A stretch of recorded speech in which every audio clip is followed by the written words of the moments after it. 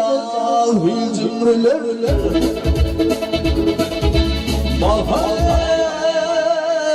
koydum bütün yumrular Gel gel gel gel Almanıdır nar hakiki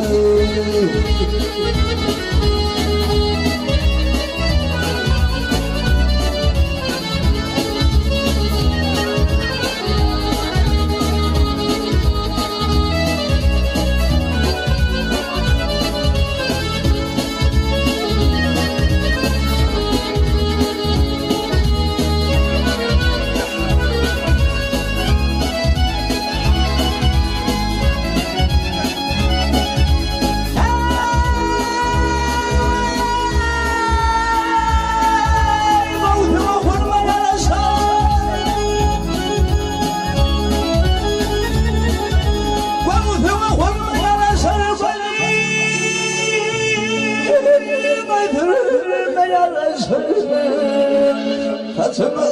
yaraşır saçları timar Hatice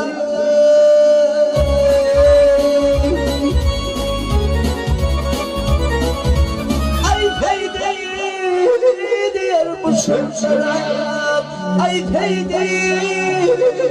diyer bu sözlere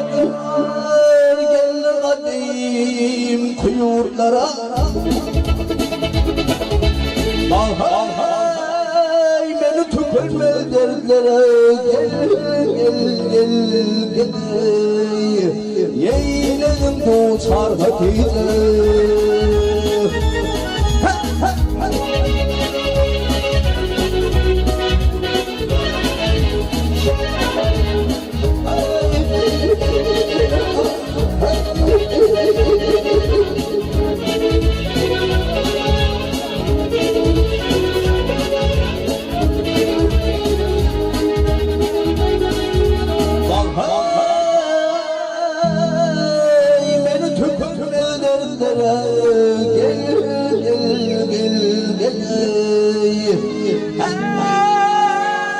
Eyledim bu çar Hatice